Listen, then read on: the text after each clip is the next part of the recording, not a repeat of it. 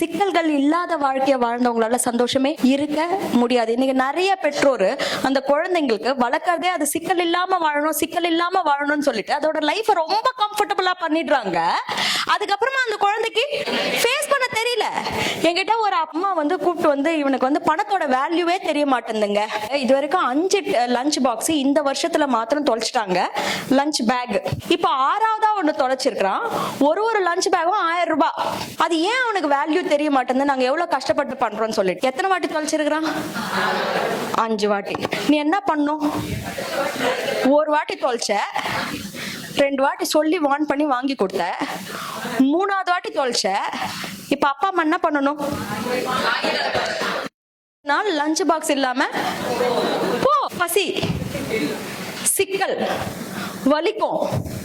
நீ அடிக்க வேணாம். சில பேர் லூசுங்க என்ன பண்ணும்? போட்டு அடி அடி அடி அடின்னு அடிச்சிடும், திட்டும்.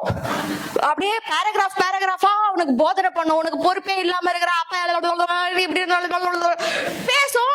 திட்டிட்டு எத்தனை பாட்டி லஞ்ச் பாக்ஸ வாங்கி கொடுத்துரும். அப்ப என்ன சொல்றீங்க? என்ன கத்து கொடுக்குறீங்க அதுக்கு? நான் ஒரு லூசு, எனக்கு வந்து என்னோட இமோஷன்ஸ் மேல கண்ட்ரோல் கிடையாது, நான் எல்லாம் கொட்டுருவேன். ஆனா உனக்கு நீ ஆசைப்பட்டது கிடைச்சிரும். இப்போ அந்த லஞ்ச் பாக்ஸ் இல்லாம போனான்னா அது சிக்கல் நிறைஞ்ச உலகம். அந்த சிக்கலை தன்னோட ஆக்ஷன்ஸுக்கான பின்விளைவுகளை அவன் கத்துக்கிட்டாதானே அடுத்த லஞ்ச் பாக்ஸ் மேல கொஞ்சம் அதையும் மீறி தொலைக்கலாம். அது ஒரு விதியோட வசத்துல இருக்குது. பட் அந்த குழந்தைக்கு கொஞ்சமாவது பொறுப்பு வரும்ல. சோ இன்னைக்கு அப்பா அம்மா சிக்கல்களே இல்லாம குழந்தைங்களை வளர்த்து விட்டுட்டு அதுக்கு லைஃப அடல்ட்டா எப்படி வாழறதுன்னு தெரியல.